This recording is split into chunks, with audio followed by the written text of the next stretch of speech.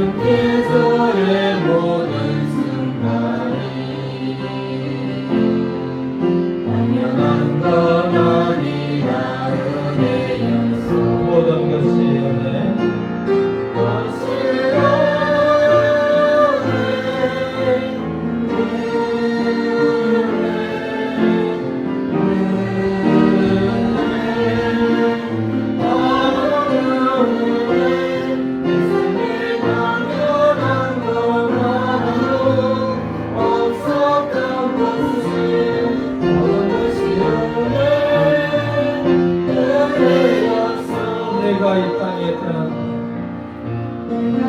땅에 태어나서는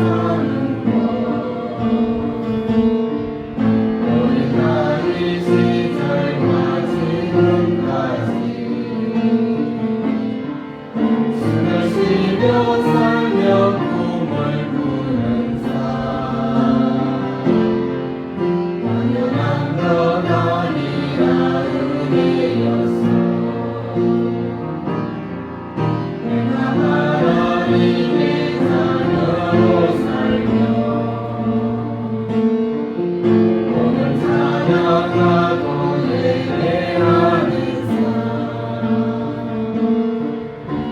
그걸 전할 수 있는 증거니 당연한 건 아니라 은혜였어. 모든 것이 은혜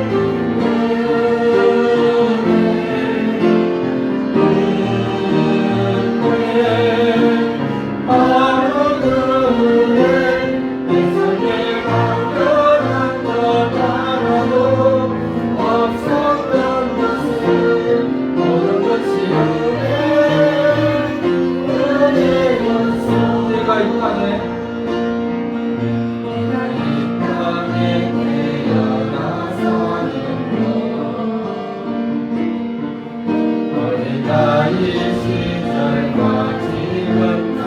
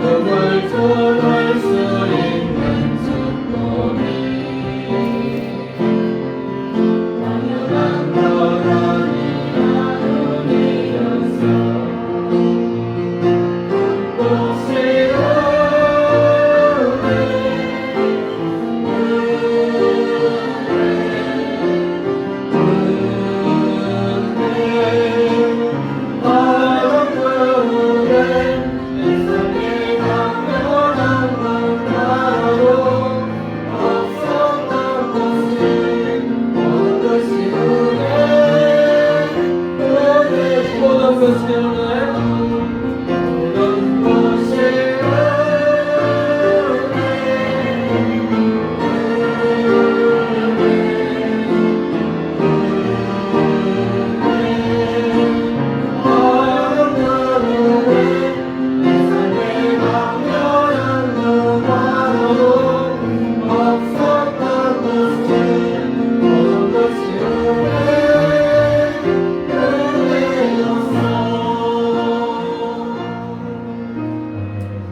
모든 것이 하나님의 은혜인 줄 믿습니까? 그것은 내가 한 것이 아무것도 없다는 것이고 내 의가 아니라는 것을 고백하는 것입니다. 우리의 삶, 지금까지 살아온 모든 것이 하나님의 은혜인 줄 믿습니다. 우리 20장 여호와 우리 주여 찬양드립니다.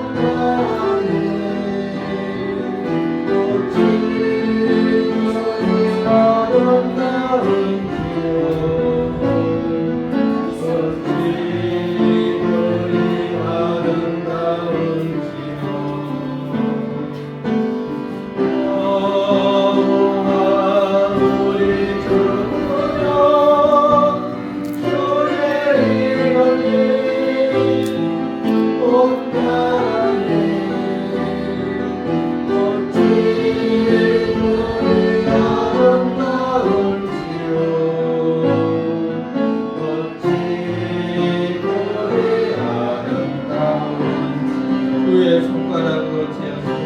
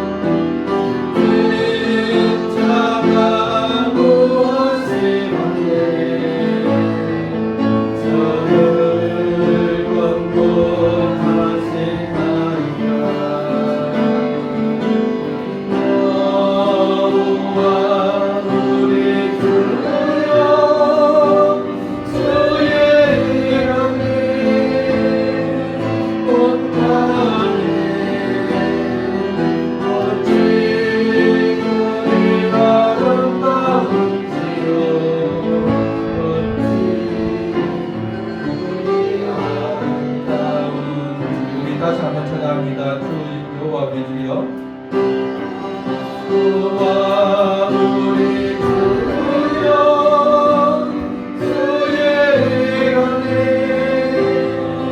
온 땅에 어찌 그리 아름다운지요 어찌 그리 아름다운지요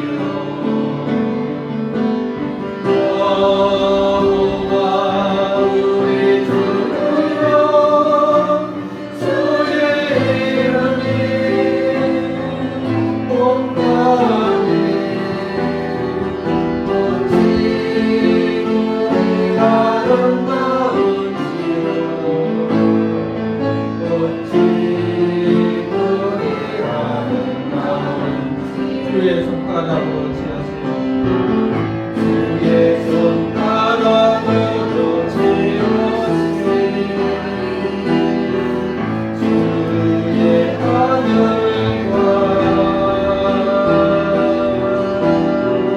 손안에 풀어주신 달과며 내가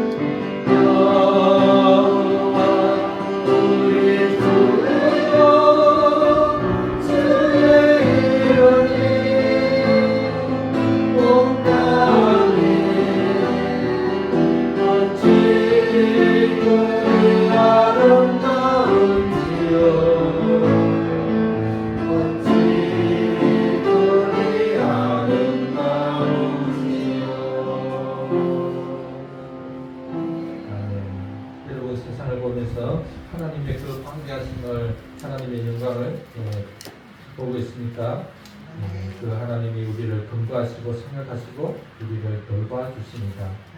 우리 25장 찬양드립니다.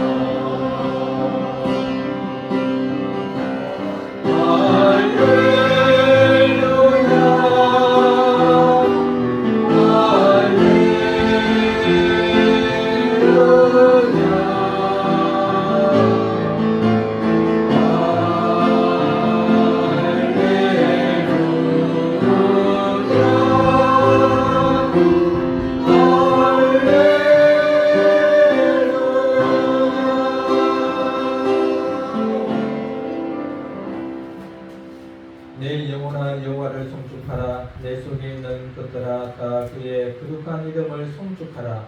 내 영혼아 여호와를 성축하며 그의 모든 은택을 잊지 말지어다. 그가 네 모든 죄악을 사하시며 네 모든 병을 고치시며 네 생명을 판밀에서 속량하시고 인자와 긍휼로 간을 씌우시며 좋은 것으로 네 소원을 만족하게 하사 네 청춘을 독수리같이 새롭게 하시는도다.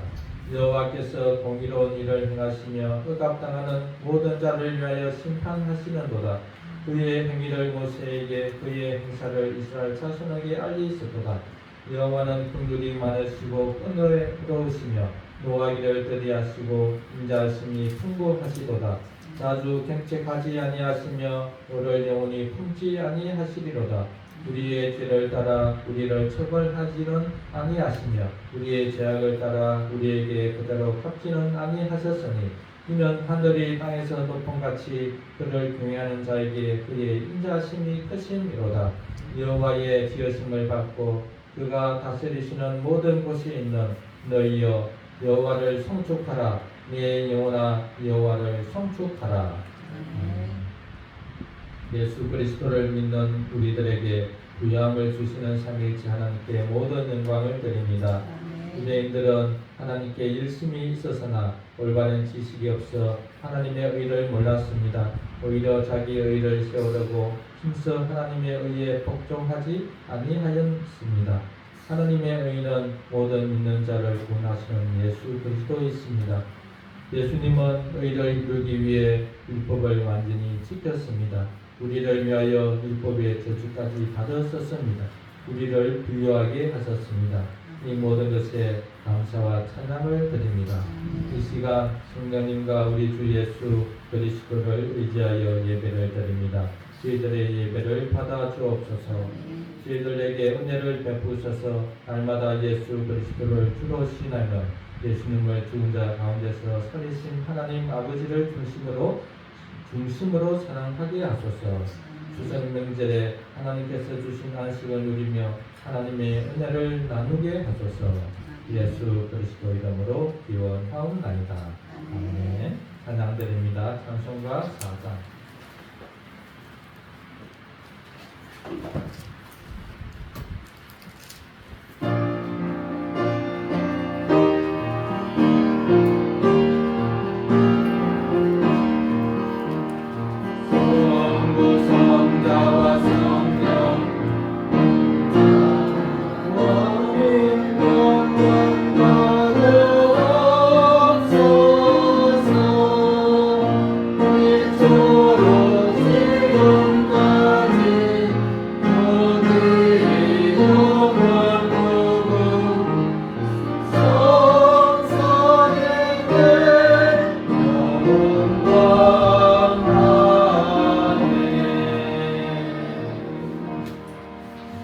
사도신경 우리의 믿는 바를 고백하겠습니다. 나는 전능하신 아버지 하나님 천지의 창조주를 믿습니다. 나는 그의 유일하신 아들 우리 주 예수 그리스도를 믿습니다. 그는 성령으로 잉태되어 동정녀 마리아께서 나시고 본디오 빌라도에게 고난을 받아 십자가에 못 박혀 죽으시고 장사된 지 사흘 만에 죽은 자 가운데서 다시 살아나셨으며 하늘에 오르시어 전능하신 아버지 하나님 우편에 앉아 계시다가 거기로부터 살아있는 자와 죽은 자를 심판하러 오십니다. 나는 성령을 믿으며 거룩한 공교회와 성도의 교제와 죄를 용서하는 것과 몸의 부활과 영생을 믿습니다.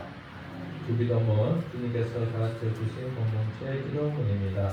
하늘에 계신 우리 아버지, 아버지의 이름을 거룩하게 하시며 아버지의 나라가 오게 하시며 아버지의 뜻이 하늘에서와 같이 땅에서도 이루어지게 하소서.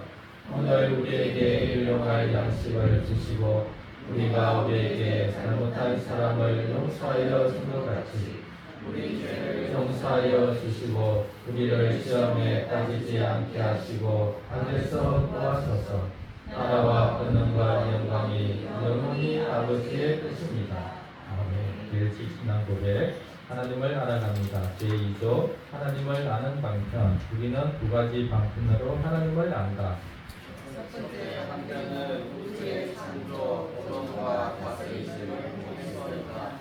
우주는 우리 눈앞에 아름다운 책으로 그 안에 모든 크고 작은 창조물들이 글자들과 같아서 우리가 하여금 사도 바울이 로마서 1장 20절에 언급한 바에 하나님의 영원하신 능력과 신성과 같은 보이지 않는 하나님의 본질을 묵상하도록 인도한다.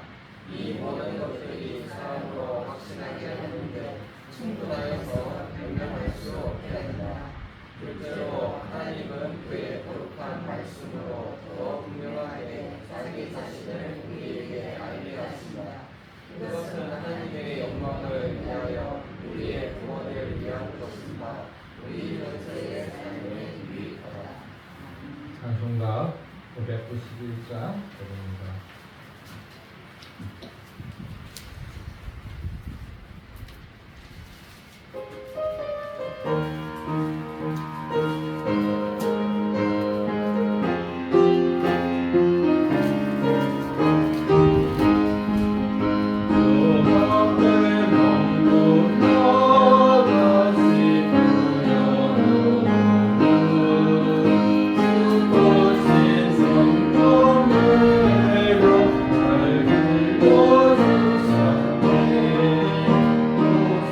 세상 철망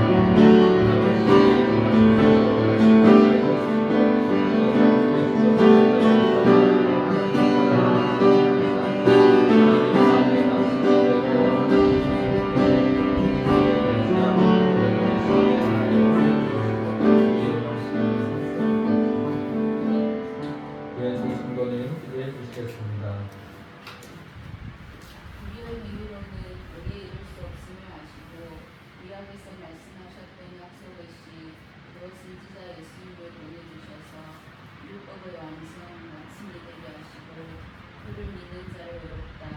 입으로 시인할 때 구원을 주시는 하나님을 찬양합니다. 구원을 이루시고 성화를 이루어 가시는 삼위일체 하나님을 예배하는 자리에 함께 있음을 또한 감사드립니다. 숨을 쉬는 것, 평범한 일상이 기적이고 감사합니다. 평범한 그 일상을 살 수 있도록 우리의 육혼의 아픔에서 벗어나 회복되고 강건할 수 있도록 꺼내주신 줄 믿습니다. 지치고 힘든 일상에서 나와 예배하는 이 시간, 하나님의 말씀과 은혜로 모든 성도들이 새 힘과 소망을 가지는 시간이 되게 하여 주시옵소서.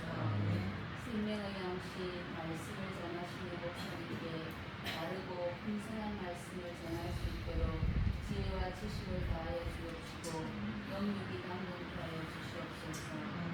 특별히 성도들을 살피고 기도하는 목사님과 사모님, 그 일이 힘겨운 것이 아니라 기쁨과 보람이 되게 하여 주시옵소서.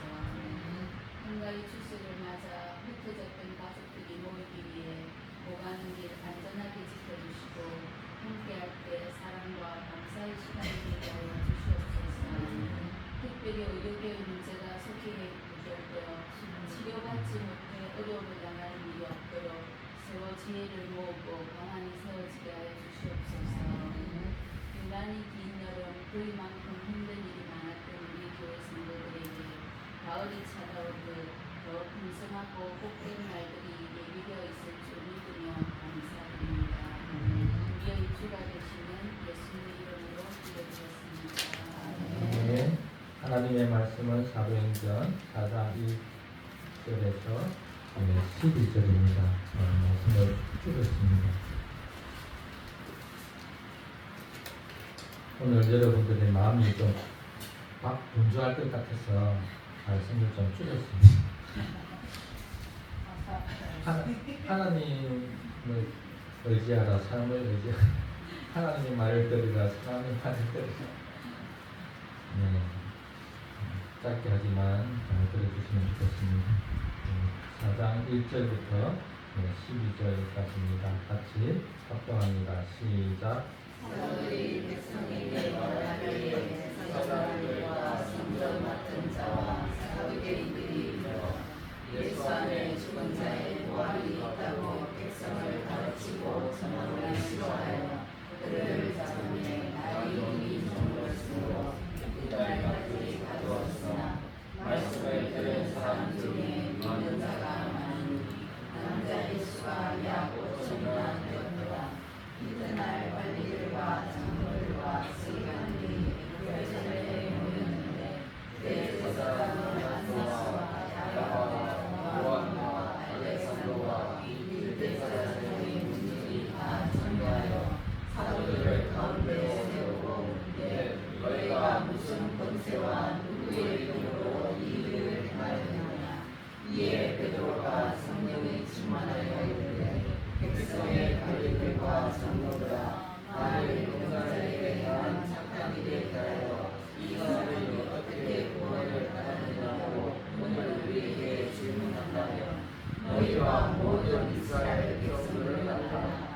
너희가 십자가에 못 박고 하나님이 죽은 자 가운데서 살리신 나사렛 예수 그리스도의 이름으로 이 사람이 구원하게 되어 너희 앞에 서느니라. 이 예수는 너희 건축자들의 머리 돌려서 신 모퉁이의 머리돌이 되었느니라.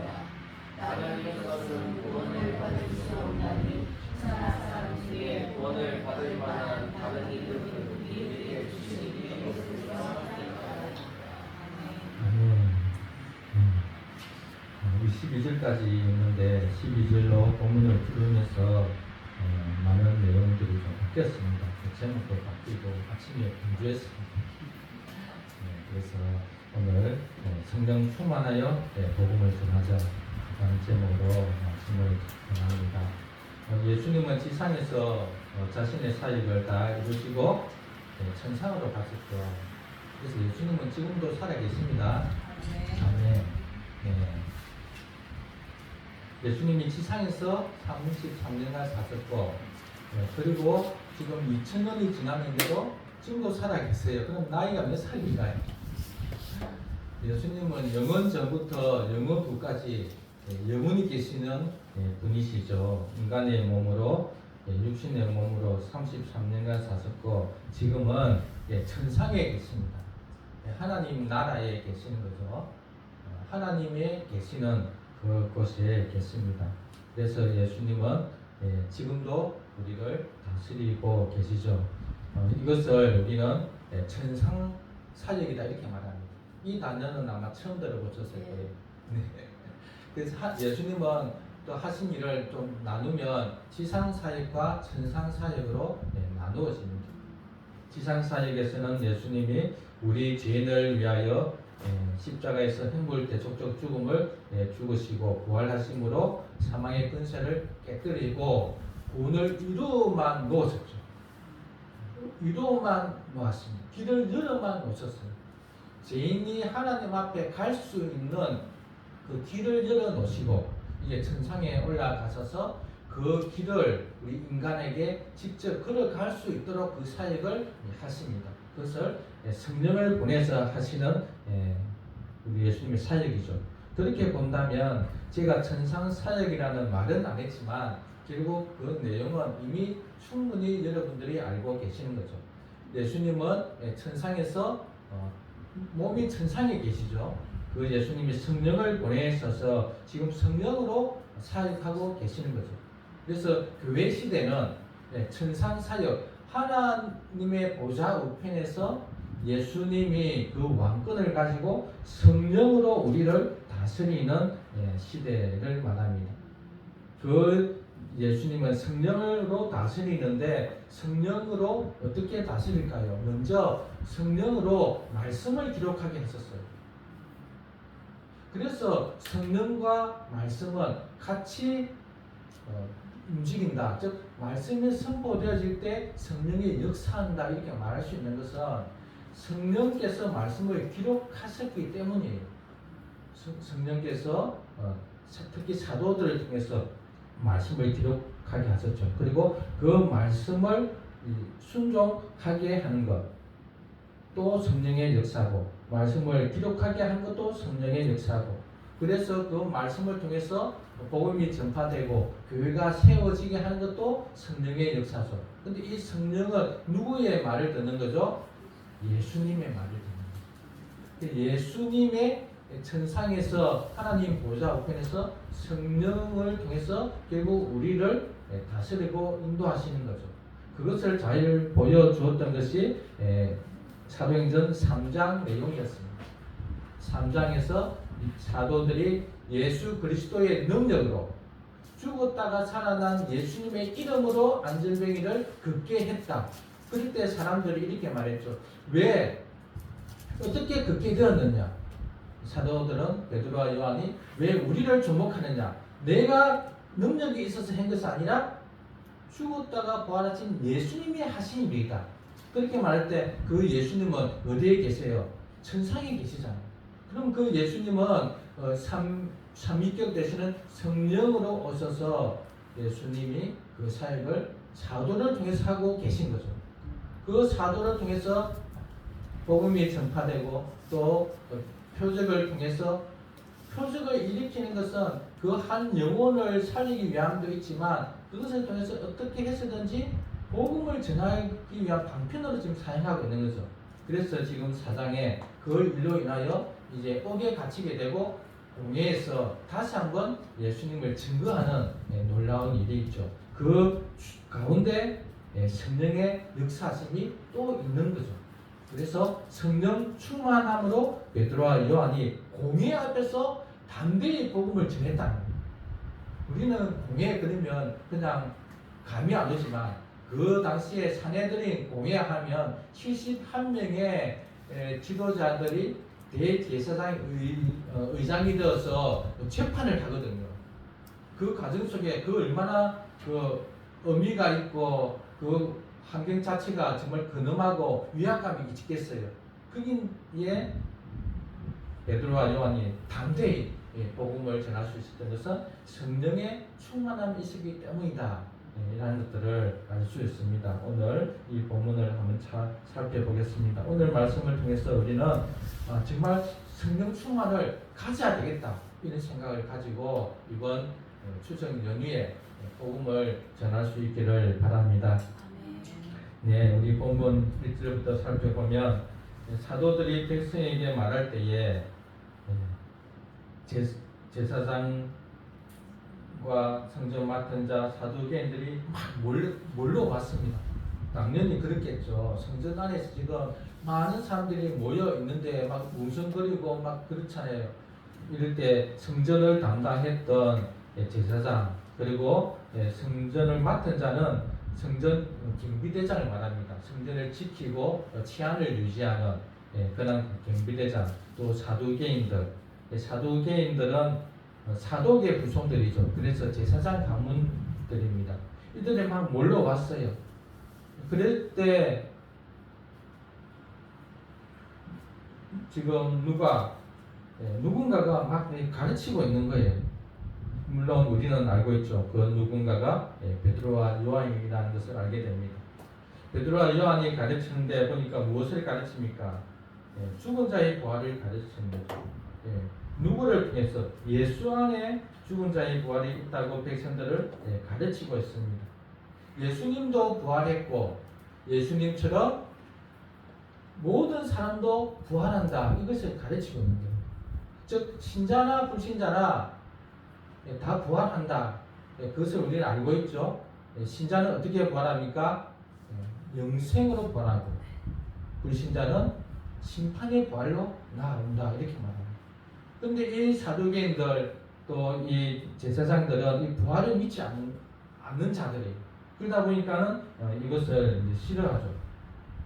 그래서 그들을 3절에 보면 감옥에 가두어 버립니다. 그런데 날이 저물기 때문에 어떤 신문이나 재판은 하지 못해요. 왜냐하면 그 당시에 법이 날이 어두우면 재판을 못하게 막았기 때문에 그 다음 날까지 이제 가두어 놓죠. 근데 놀라운 것은 사실에 그 감옥에 가는 상황이 생겼는데도 말씀을 듣는 사람들 중에 믿는 자가 많으니 남자의 수가 약 5천이나 되었다 이렇게 말합니다. 그래서 지금 베드로가 요한과 함께 복음을 전하다가 제사장들과 이 사람들을 통해서 감옥에 갇혔어요. 그럼 그것을 보고 와 위압감을 느껴가지고 와 우리도 잘못하면 큰일 나겠는데 빨리 도망가자 이렇게 하지 않고 시대를 믿는 자들의 수가 5천이나 되었더라 이렇게 말하고 있습니다. 우리는 이 본문을 통해서 무엇을 알 수 있을까요? 일단 세상이 복음을 거부한다는 거예요. 복음을. 우리는 복음이 막 좋아서 막 예수님 믿어야 된다. 막 부활이 있다. 하나님의 백성으로서 살아갈 때에 기쁨과 행복이 있다. 막 이렇게 전하지만 세상 사람들은 그게 싫은 거예요. 거부합니다. 거부만 하면 괜찮은데 대접까지 해요.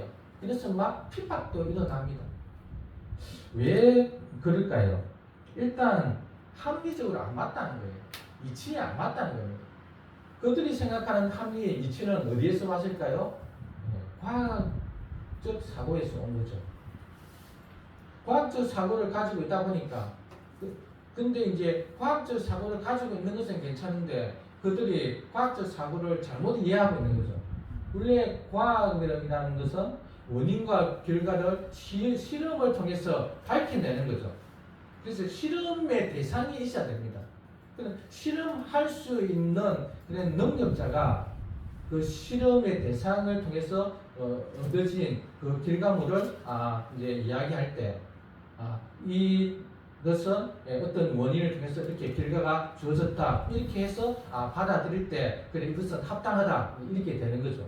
그런데 이 신적 능력은 과학의 대상이 아니에요. 우리가 그것을 받아들이고 안 받아들이고 이치에 맞나 안 맞냐 이렇게 따질 수가 없는 거예요. 신의 세계, 영적 세계를 이 과학이라는 물질로 가지고 어떻게 이게 맞다 안 맞다 할 수 있겠냐는 거예요. 그런데 이 바리새인들, 바리새인 아니고 사두개인들, 제사장들은 일단 무엇을 싫어하냐면 사람의 부활을 안 믿는 거예요. 그런데 베드로와 다른 사도들이 예수님이 부활했다. 이것도 듣기 싫은데 사람도 부활한다. 이것도 듣기 싫은 거예요. 그러니까 이치에 안 맞다는 거죠. 이 사도계인들은 되게 현실주의자들입니다. 왜 현실주의자가 되냐면 그들은 로마의 통치에 동조해서 기득권을 가지고 있었거든요. 그래서 지금이 중요하지 뭐 내세 뭐 죽었다가 살아나는 그런 것 관심이 없는 거예요. 그게 중요한 것이 아니라 지금 이 땅에서 내가 어떻게 먹고 살아야 되고 그러기 위해서는 누구한테 아부를 해야 되고 어떻게 해서 막 살아낼지 고민하고 이 세상이 중요한 거지. 그 알 수 없는 것에 왜 관심을 가지냐 이런 사고를 가지고 있는 사람들이죠. 그러다 보니까 예수님의 부활도 믿지 않을 뿐만 아니라 사람들이 영생으로 또는 심판의 부활이 있다 이런 것들도 믿지 않는 거죠.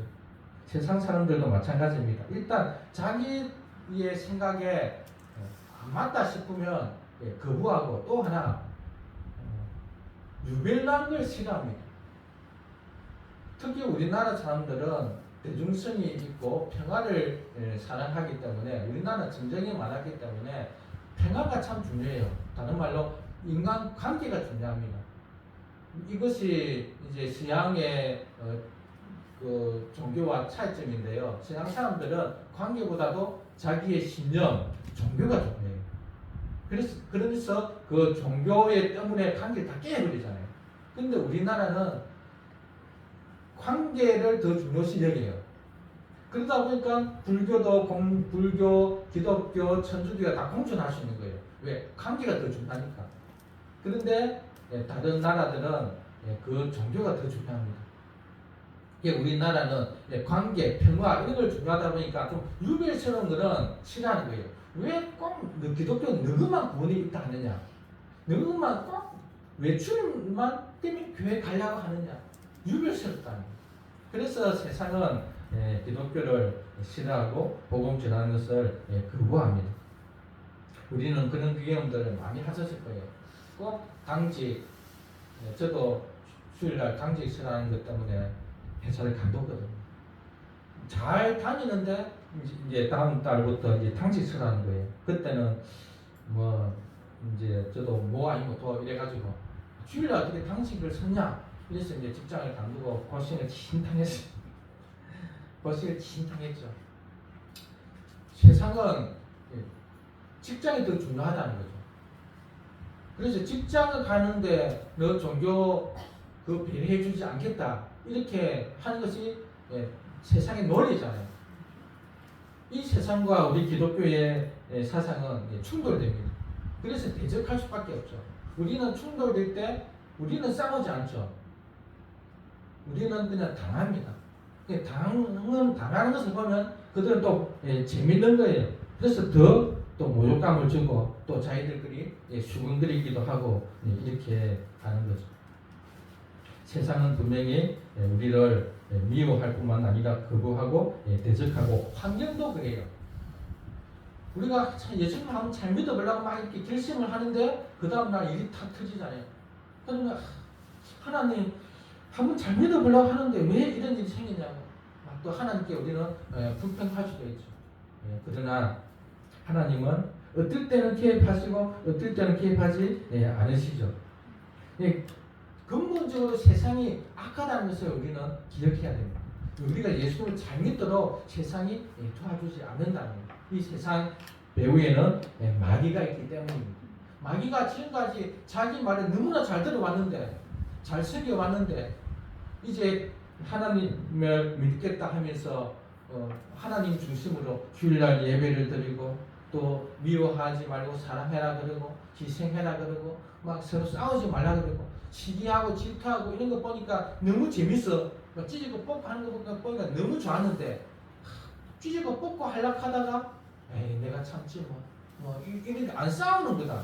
그러니까는 사탄이 얼마나 속상하겠어요. 사탄은 싸우는 재미로 TV 보면서도 막 그 사탄이 TV를 그냥 우습게서 TV 보면서도 싸우는 우리 인간을 싸우는 걸 보고 막 재밌어하는데 밥맛이 좋은데 인간이 안 싸우는 거예요. 예수님 믿고 보니까 사랑하니까 밥맛이 없는 거예요. 그러니까 비판한다는 거예요. 복음을 전할 때에 우리가 믿음 생활할 때에 틀림없이 이번 또 구정 때 안 좋은 일이 생길 수도 있어요, 여러분. 예, 추석 때 안 좋은 일이 있을 수도 있습니다. 그럴 때 세상이 원래 악하고 신자를 핍박하는구나 그렇게 생각하시고 감사함으로 받으시면 좋겠습니다. 나 참 신자 맞구나. 내가 참 신자니까 이렇게 환경이 지금 나를 힘들게 만드는구나 이렇게 생각하시고 감사하셔야 됩니다. 그러기 위해서 무엇이 필요하나? 성령의 충만합니다. 이 고난을 견디기 위해서 이 감옥에 있을 때 원망불평하지 않기 위해서 바울과 실라가 귀신을 쫓아내 버려서 정말 자기들은 그 한 영혼에게 귀신이 들려있으므로 그 영혼이 얼마나 비참한 삶을 살아갑니까? 그래서 그 여종을 있는 귀신을 쫓아내 버리고 그 주인으로 말미암아 감옥에 갔잖아요. 그 감옥에 가서 그들은 찬양합니다. 하나님 감옥에 온 것도 감사해요. 그래서 찬양했는지는 모르겠지만 찬양할 때 엉문이 열리잖아요. 그리고 그 간수장이 가족이 예수님을 믿는 일들에서 일어나는 거예요. 우리는 성령 충만해야만 지금 이 현실이 우리와 생각이 다르기 때문에 비판하고 너희들만 왜 유배하냐 하면서 과학적으로 상식으로 맞지 않는 걸 왜 그렇게 목숨 걸고 믿냐 그런 반대에 부딪힐 때 여러분이 낙심하지 않고 다운되지 않을 수 있는 것은 오직 성령의 충만함이다 라는 것을 기억하면 좋겠습니다. 하나님은 묵묵하게 그냥 지켜보실 수도 있고 어떨 때는 개입하신다는 사실을 기억하시면서 그러나 하나님은 우리와 함께 하신다라는 것을 알 수 있습니다. 그것이 어디냐? 사절 말씀입니다. 감옥에는 갇혔지만 하나님의 말씀은 매이지 않고 하나님의 말씀은 역사하심으로 믿는 자들이 생긴다. 지금 이 상황이 너무나 힘들고 어렵고 고난 중에 하나님이 정말 안 계신 것 같은 그런 삶인데도 불구하고 그 시간에 하나님은 다른 일을 하고 계신다는 거예요. 그걸 믿습니까? 네. 하나님이 하시는 일을 우리가 이렇게 저렇게 하지 않는 높은 수준의 믿음이 되시면 좋겠습니다. 언제나 하나님이 여러분들을 맞추는 그런 어린아이 신앙이 아니라 이제는 성숙해서 하나님의 뜻, 하나님의 이끄신 대로 내가 이제는 순종하는 하나님이 나한테 끌려가는 것이 아니라 내가 하나님께 끌려가는 하나님의 도구고 하나님의 일꾼, 사역자로 되어지는 그런 믿음의 수준이 되어서 하나님이 잠잠하실 때는 그러한 이유가 있겠지 하면서 그 하나님의 뜻을 쫓아가는 여러분들 될 수 있기를 바랍니다. 이 환경은 이 세상은 분명히 우리와 대적관계에 있고 적대적이고 거부한다는 사실을 기억하고 그러기 위해서는 오직 성령의 충만함을 받아야 한다라고 이렇게 전합니다. 두 번째 5절부터 보면 베드로와 요한이 어떻게 이렇게 담대하게 복음을 전할 수 있었냐는 거예요. 우리 2장에서 복음을 전할 때는 그냥 일반 유대인들이었잖아요. 근데 지금은 공회 앞에서 복음을 전합니다. 우리 5절에 보면 이제 공회가 이제 시작됩니다. 이튿날 관리들과 장로들과 서기관들이 예루살렘에 모였는데 이 말은 관리, 장로, 서기관들은 공회의 회원을 말해요. 그래서 공회를 소집합니다. 그리고 6절에 보면 대제사장 안나스와 가야바와 요한과 알렉산더와 및 제사장의 문중들이 다 참여하여 이 대제사장은 공회의 의장입니다. 그리고 주로 공회에는 제사장 신분들 즉 여기 사두개파들이 많이 있죠. 그리고 바리새인들 또 서기관들 또 다른 장로들 관리들 이렇게 해서 이제 공회가 소집되어서 사도들을 그들 가운데 세워놓습니다. 한 70명이 모여있고 그 가운데 사도 2명이 이제 있는 거죠. 옷차림만 봐도 그분들의 옷은 얼마나 지금의 재판관처럼 얼마나 옷이 화려하겠습니까? 그리고 막 무게감도 있고 그런데 이 두 사람은 정말 초라하게 그런 옷차림으로 있는 거죠. 그런데 8절에 보면 7절 같이 읽겠습니다. 시작. 사도들 가운데 세우고 묻되 너희가 무슨 권세와 누구의 이름으로 이 일을 행하였느냐. 이에 베드로가 성령이 충만하여 이르되 백성의 관리들과 장로들아. 네. 7절은 예수님에게도 이런 질문을 했죠. 예수님이 이제 마지막 십자가의 죽음을 앞두고 성전에 있을 때에 너가 무슨 권세로 이런 일을 행하느냐 이럴 때 예수님은 도리어 또 묻죠. 너희들은 그러면 답해라. 세례 요한의 세례가 하늘로서냐 땅으로서냐. 그들은 대답을 못합니다. 하늘로서라 하면 왜 세례 요한을 믿지 않느냐 고 할 것이고, 땅으로라 하면은 사람들이 세례 요한을 선지자로 보고 있기 때문에 사람을 두려워하여 이러지도 못하고 저러지도 못하죠.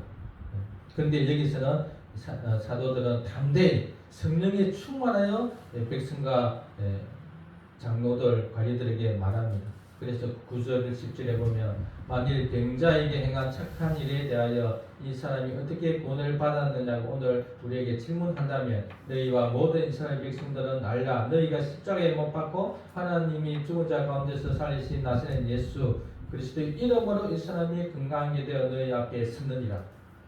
놀랍지 않나요? 이렇게 당당하게 복음을 전하고 있습니다. 우리 베드로는 이런 사람이 아니었습니다. 마가복음, 누가복음에도 그렇고 마태복음에도 보면 한 기집종의 그 말에 3번이나 예수님을 부인했던 이자가 이렇게 당당하게 복음을 선포하고 있는 거죠. 예수님은 이미 이런 일이 있을 거라고 말씀하셨습니다. 우리 본문 한번 찾아보겠습니다. 마태복음 10장 16절에서 20절. 너희들이 공의의 생활이 올 것이다. 너희들이 지금 그 왕들 앞에, 총독들 앞에 설날이 올 것이다. 그런 말을 이미 하셨어요. 근데 지금 이 말이 그대로 지금 성취되는 거죠. 마태복음 10장 16절에서 20절.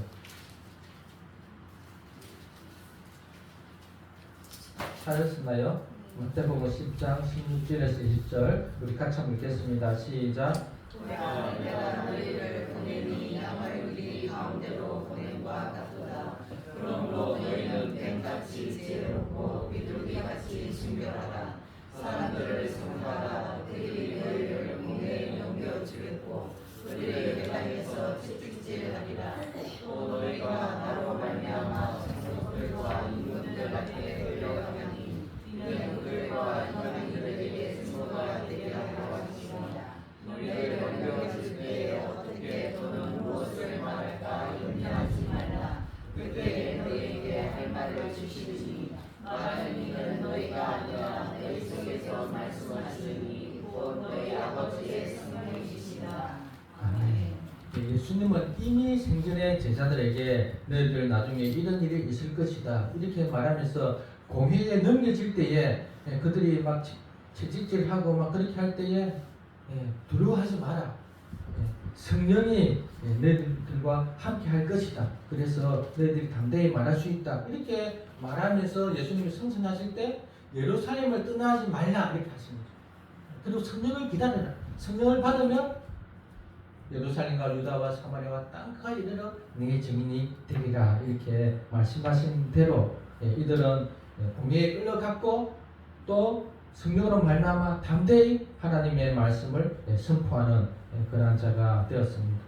우리는 베드로가 얼마나 강한 것 같으면서도 약한 자인지 알고 있는 자죠. 이들이 성령의 충만함으로 말미암아 이렇게 담대히 말할 수 있었다면 결국 우리도 성령에 충만할 때에 베드로처럼 그렇게 담대히 복음을 전할 수 있을 것입니다. 성령이 충만한가 충만하지 않는가를 이렇게 생각해 보면 아마 이 담대함이 큰 증거가 아닐까 싶습니다.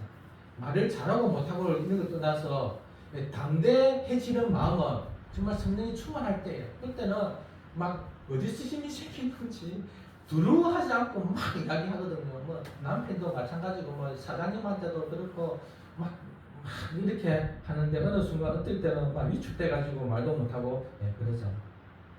그래서 성령이 충만함이 참 중요합니다. 그런데 우리는 이미 성령의 충만한 줄 믿습니다. 아멘. 즉 다른 말로 하면 성령님은 충만할까요? 안 할까요? 성령님은 충만하시잖아요. 그러니까 그 충만한 성령님이 우리한테 반만 왔습니까? 3분의 1만 만나요. 성령님이 물건이라서 그냥 찔끔 만나요. 성령님은 온전히 오셨잖아요. 단지 우리는 성령 충만한 그분의 충만함을 온전히 가지고 있지 않을 뿐이죠. 이미 성령 충만한데 그 충만하지 않는 것은 성령이 우리에게 강력하게 역사하지 않는 거잖아요. 그래서 우리는 성령 충만하기 위해서는 다시 한번 충만함을 받는다는 표현보다도 충만함을 회복해야 된다고 말하고 싶습니다. 이미 우리가 예수님을 믿을 때, 여러분 예수님 처음 믿을 때, 고백할 때, 공중 앞에서 시인할 때, 세례받을 때, 담대히 예수님을 나의 주와 그리스도를 믿는다고 할 때, 그것은 성령이 충만하게 그렇게 말할 수 있는 거예요. 확신이 없으면 그렇게 말할 수 있을까요? 성령이 이미 충만했지만 우리는 성령의 말씀에 불순종함으로 성령의 역사하심이 줄어듭니다. 왜 그런가 하면 성령도 인격이 있어요. 성령이 성령을 기록했잖아요. 자기가 기록한 하나님의 말씀, 이것은 또한 하나님의 말씀이고 예수님의 말씀, 삼일체의 말씀을 불순종하는데 그분이 어떻게 기뻐하겠냐, 그분이 내 안에서 어떻게 강력하게 역사하겠냐, 자기 말도 듣지 않는다. 우리 제가 한번 읽어드리겠습니다. 요한복음 16장 14장 16절에 있는 말씀. 내가 아버지께 구하겠으니 그가 또 다른 보혜사를 너희에게 주사 영원토록 너희와 함께 있게 하시리니. 26절 보혜사 곧 아버지께서 내 이름으로 보내실 성령. 그래서 보혜사는 성령이라고 이렇게 말합니다. 그가 진리의 영이라 세상은 능히 그를 받지 못하나니 이는 그를 보지도 못하고 알지도 못함이라. 그러나 너희는 그를 아나니 그는 너희와 함께 거하시며 또 너희 속에 계시겠습니다. 성령님은 너희와 함께 거하시며 너희 속에 계시겠습니다. 그 예수님이 지금 종칭을 쓰고 있잖아요. 성령님에게 너희 속에 함께 거하시며 너희 속에 계시겠습니다. 그래서 그 성령님은 내 안에 분명히 있다는 거예요. 그런데 이 성령이 왜 역사하지 않느냐? 우리는 말씀의 불순종 때문이죠. 내가 뭐 그리 말씀에 불순종했냐? 그런 생각 들 수도 있잖아요. 내가 발만큼 다 했다. 그렇게 생각 들 수도 있잖아요. 이제 여러분 중에 충만하지 않는 사람한테 하는 거예요. 여러분 충만한 사람이 많이 있을 텐데 혹 한 명이라도 있을까? 예수님이 이렇게 말씀하십니다. 23절 예수께서 대답하여 이르시되 사람이 나를 사랑하면 내 말을 지키리니 내 아버지께서 그를 사랑하실 것이요 우리가 그에게 가서 그들을 그와 함께 하리라. 자, 다시 한번 읽을게요. 예수께서 대답하여 이르시되 사람이 나를 사랑하면 내 말을 지키리니, 즉 내 말은 하나님의 말씀이죠. 성경이죠. 즉 예수님을 사랑하면 하나님의 말씀, 성경을 그 말씀에 순종한다는 거예요. 그럴 때 내 아버지께서도 그를 사랑한다는 거죠. 아버지가 사랑한대요. 그렇게 되면 어떻게 되는가? 우리가, 여기서 우리라는 표현을 써요. 우리가. 그러면 예수님과 누구일까요? 성령을 말하는 거예요. 예수님이 성령, 우리가 그에게 가서 거처를 그와 함께 하리라. 어떻게 할 때? 하나님의 말씀에 순종할 때. 그러니까 우리는 이미 성령이 계시잖아요. 그렇기 때문에 우리는 하나님의 말씀을 정말로 순종할 때, 여러분들이 뭐 성경을 읽다가 아니면 뭐 생각하다가 감동이 오잖아요. 성경 읽을 때도 감동이 오고 일상에서도 감동이 올 때 여러분 그 말씀에 순종하세요. 많이 순종 안 할걸요. 왜? 한락하는데 뭐 환경이 바빠가지고 뭐 한락하는데 뭐 갑자기 또 뭐 하다가 보면 잊어버리고 그때 그랬지. 그렇게 하시면 안 돼요. 좀 순종하지 않는 게 뭐냐면 죄라는 거죠. 죄는 우리 신자와 하나님의 관계를 막아버립니다. 불신자는 더하죠. 우리 사람의 가장 큰 원수는 사단이기보다 죄예요. 죄. 내가 하나님 앞에 죄가 있으면 하나님과의 관계가 내 안에 성령이 계시지만 담대하지 못하게 되는 거죠. 그래서 하나님의 말씀을 그냥 듣고 안 듣고 뭐 안 들을 수도 있지, 뭐 그럴 수도 있지, 그냥 그렇게 생각하지 마시고 정말 천상에서 그 하나님이 예수님께서 성령으로 말씀으로 우리를 지금 다스리고 계시다. 이렇게 현장감을 가지시고 역사성을 가지시고 이 말씀에 절대 순종해야 되겠다 이렇게 생각하면 좋겠습니다. 하나님의 말씀을 읽을 때, 또 들을 때, 또 생각날 때, 또 하나는 목회자의 말이나 또 직분자의 말이나 또 성도들 간에 교제하면서 깨닫게 되는 거, 알게 되는 거, 이거 다 성령께서 주시는 말씀이에요. 깨닫게 되는 것도 성령께서 주시는 음성입니다. 그렇게 깨닫게 될 때 그것을 바로 실천할 수 있기를 바랍니다. 한번 그렇게 해보세요. 실질적으로 계속 한번 해보시라니까요. 일기를 적어가면서 유기성 목사님의 영성일기는 그런 거잖아요.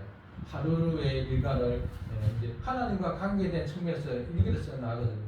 그렇게 해보시면 내가 얼마나 불순종하고 순종하고 있는지 깨닫게 된 것을 그냥 흘려버렸는지 알게 될 거예요. 그렇게 해서 계속 하나님의 말씀에 순종해 나가면 여러분 분명히 성령이 충만해집니다. 아멘. 정말 충만해져요. 이렇게 해서 성령이 충만해야 담담이 생기고 그 담담으로 하나님의 말씀을 잘 전할 수 있습니다. 하나님의 말씀을 잘 전해서 복음을 전해야 그 영혼들이 구원을 받잖아요. 지금 이번 추석 때도 정말 놀라운 기회죠. 이거 누구에게 복음을 전할까? 전하려고 하니까 벌써 겁이 나죠. 전하려고 하니까 아이고 어떻게 전하나? 또 뭐 분란이 일어날 텐데 뭐 시끄러울 텐데 그런 것들이 우리를 또 위축시키잖아요. 그거는 그거고 뭐 한번 해보지 뭐 삽질 한번 해보지 뭐 삽질 하더라도 여러분들 마음속에 해보자 꼭 깨달으시면 하시고 아유 잘 모르겠다 그러시면 안 하시고 마음대로 하시면 됩니다. 세 번째, 성령이 충만해야 복음을 바로 전할 수 있어요. 이거 정말 중요합니다. 성령이 충만하지 않으면 바른 복음을 알지 못해요. 우리 11절 12절 같이 한번 읽어보겠습니다. 시작. 예수는 너희 건축자들의 머릿돌로서 진 모퉁이의 머릿돌이 되었느니라. 다른 이로서는 구원을 받을 수 없나니 천하 사람 중에 구원을 받을 만한 다른 이름을 우리에게 주신 이이 없으리라 하였더라. 네, 자 11절에 여기서 건축자들은 누구를 말할까요?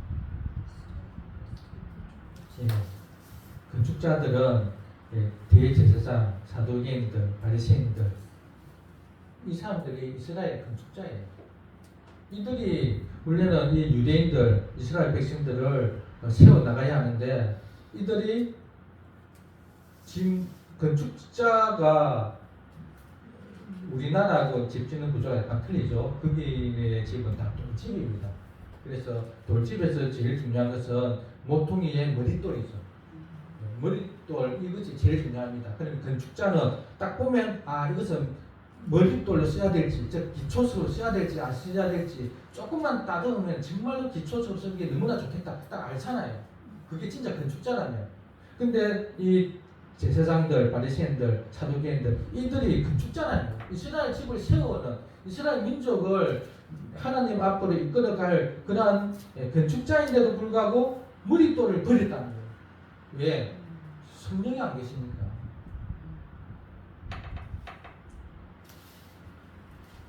예수님은 끊임없이 자기가 이 이스라엘 집을 세우는 기초석이다.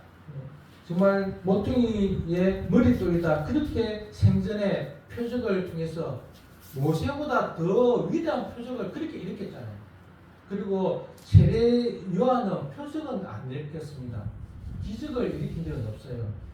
말씀의 선포를 통해서 복음을 전했지. 왜? 예수님과 비교하기 위해서입니다. 세례 요한을 그렇게 따랐다면 세례 요한이 지시한 예수 그리스도를 정말로 구세주로 받아들여야 되는데도 안 믿나? 세례 요한보다도 더 월등히 그리스도로서 또 선지자로서 정말 보여주고 다 보여줬잖아요.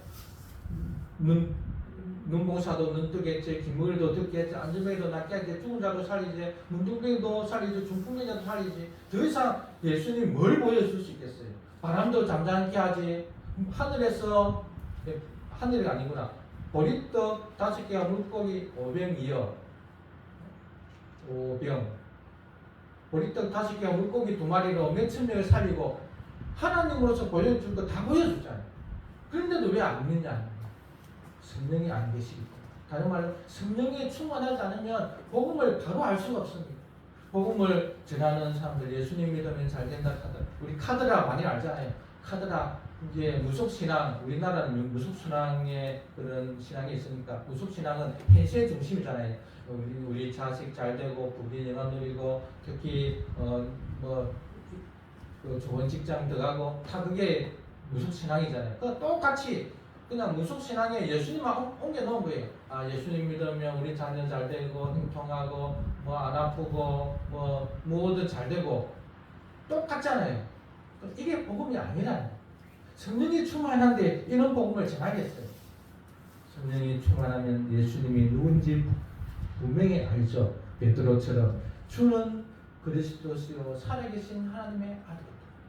여러분, 예수님은 주님이시고 그리스도시요 살아계신 하나님의 아들이신 줄로 믿습니다. 그 믿음은 오직 성령이 충만한 자만이 가질 수 있는 거예요. 그 믿음은 성령이 충만해서 그것을 믿고 받아들이고 그것에 의지해서 살아가는 거예요.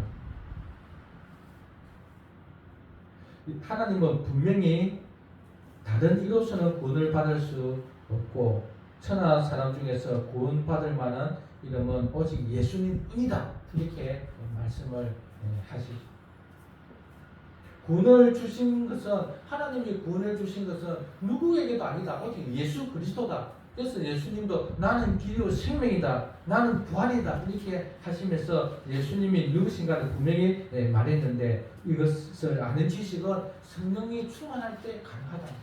성령이 충만하지 않으면 자꾸 이것을 깎아내라 그래요. 이것을 자유주의 신앙이 그런 거거든요. 예수님이 분명히 하나님이라고 말하는데 아니다는 거예요. 왜? 과학적으로 생각할 때 하나님 자체가 없다고 생각하고 있기 때문에. 여러분들의 지식의 한계, 경험의 한계를 초월하지 못하는 거예요. 성령이 충만하지 않으면. 하나님은 내일 일을 염려하지 말라. 그래도 하나님이 채우시라고 말하는데도 하나님의 그 초월의 하나님의 능력을 못 믿기 때문에 내가 경험을 안 해보니까 경험을 하더라도 잊어버리니까 다시 한번 또 의심하고 불안해하고 그래서 주일 순수 안 하는 거잖아요. 왜? 주일에 일하러 가야 내가 먹고 사는데 하나님이 채워주시기라고 하는데 그걸 못 믿잖아요. 그래서 성령이 충만해야만 담대하게 복음을 전할 수 있고 성령이 충만해야 예수가 누군지 하나님이 누군지 그분을 온전히 신뢰할 수 있습니다.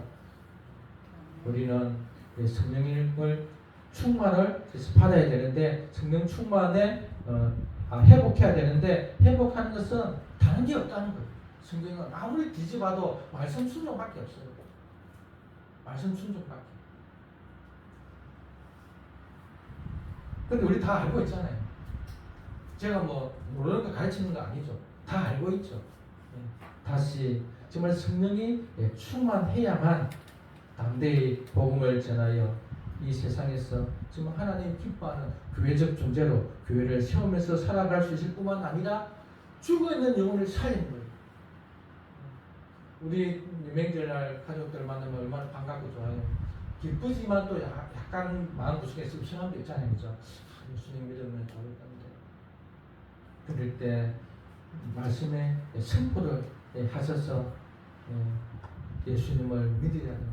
예수님만이 오직 우리의 주님이시다. 하나님의 아들이시다.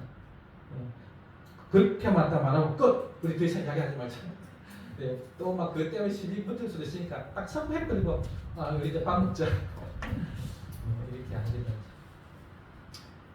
안 되면 그냥 기도만 하시든지 우리 삶을 살아갈 때 성령의 충만함으로 살아감으로 말미암아 우리 복음을 전하고 그래서 하나님의 주신 그 예수님이 주신 지상 명령 그 사명을 잘 감당할 수 있기를 바랍니다. 아멘. 우리 찬양 드립니다. 찬송가입니다. 505장.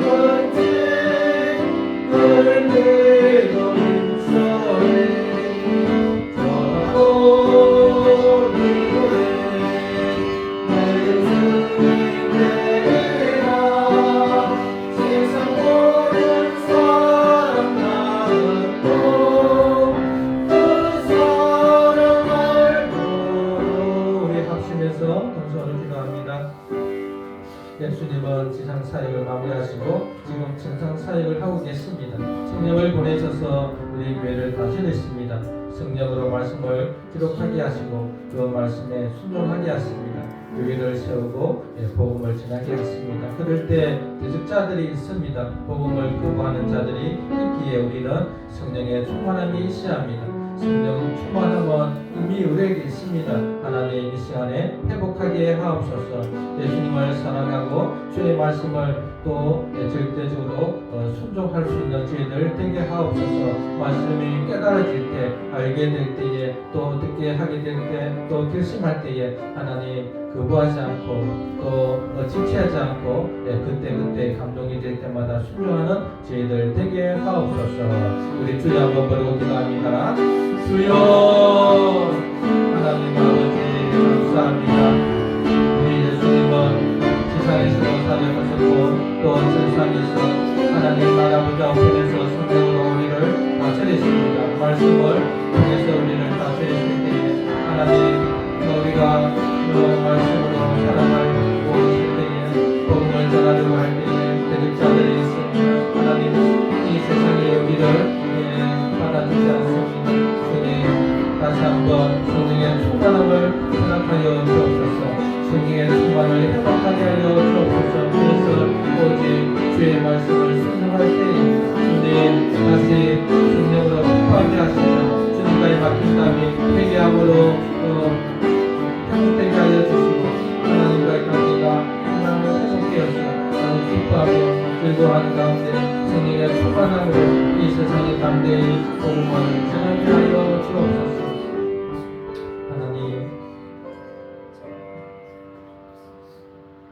아버지 감사합니다. 저희들에게 성령의 충만을 다시 한번 회복할 수 있는 시간이 될 수 있기를 바랍니다. 하나님, 감동되어질 때에, 깨달아질 때에 즉시 순종하게 하옵소서.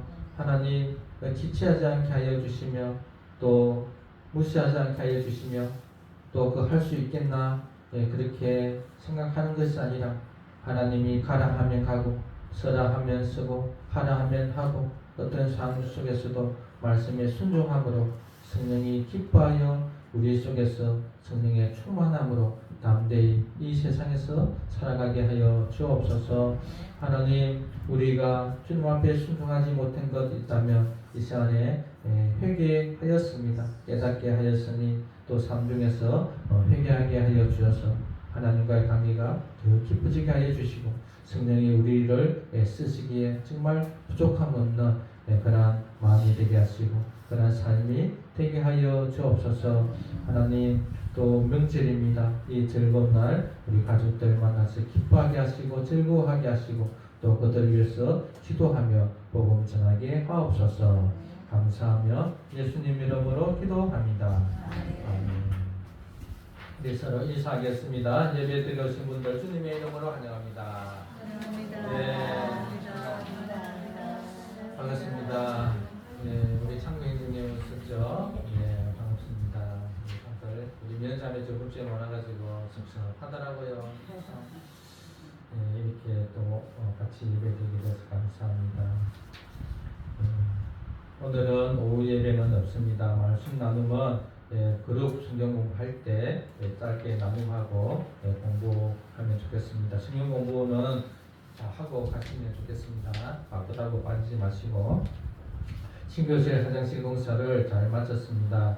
저렴하게 공사해 주신 김기현 집사님께 감사를 드립니다. 여러분 화장실 들어가서 이제 막 쓰셔도 될 겁니다. 집에 혹시 물이 안 나온다 그러면 막 쓰셔도 되겠습니다. 예. 우리 594장 찬양하면서 봉헌하겠습니다.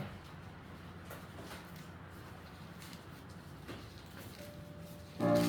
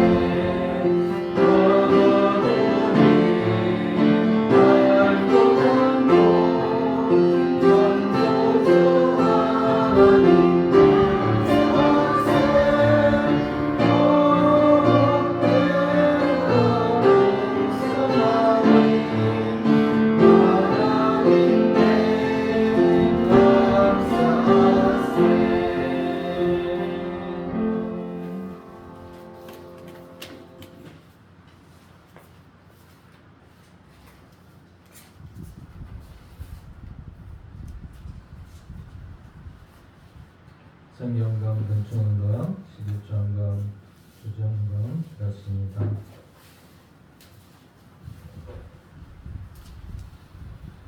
출생 문제를 잘 보내게 하소서. 임마누엘 로나의 하나님이 되어 주셔서 함께하여 주심에 감사드리며 은혜 안에서 수술을 잘 받게 하여 주심에 감사합니다.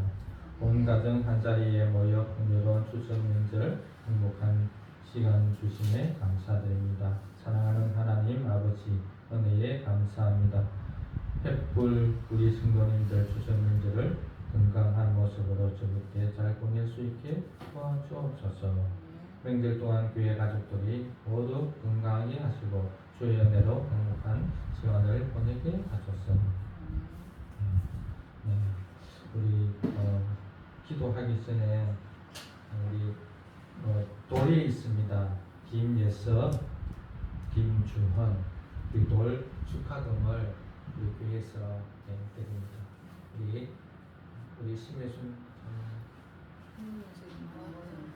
우리 심혜순 자매님 손자 우리 예서 이름이 예서 주원입니다.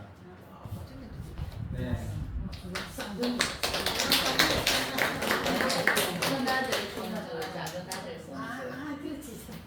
네. 30분 차이인가? 7분. 7분 사이로. 네, 그래서 참 귀하죠. 손주 또 누구 태어나면. 되게 좋았으니까. 전도사님 애 많이 낳으세요. 기도드리겠습니다.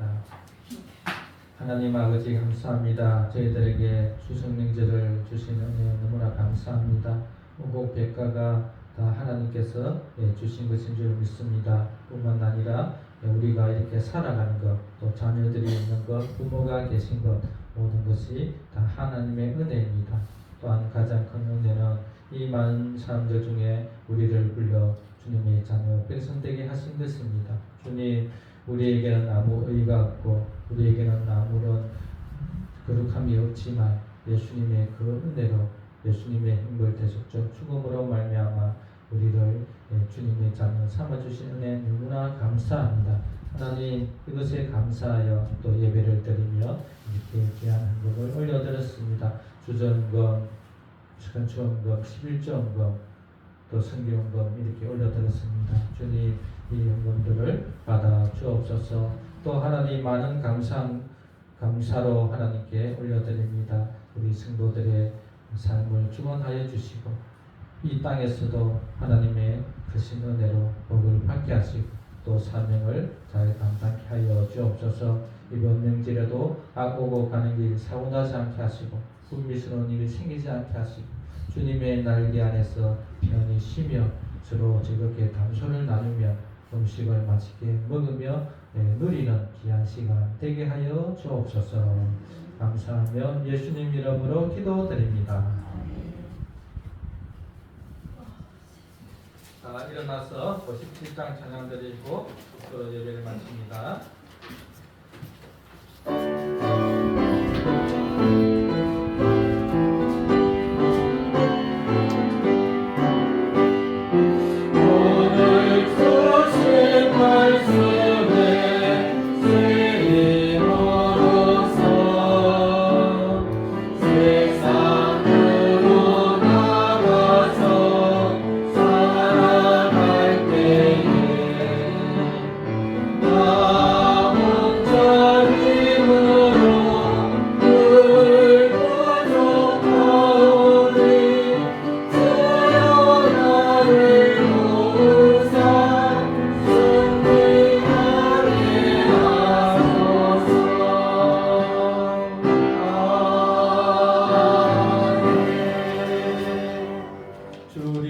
그리스도의 크신 은혜와 하나님의 무한하신 사랑과 성령의 함께하심이 성령 충만을 회복하기를 원하고 사모하는 우리 성도들 위해 영원히 계시기를 축원하옵나이다.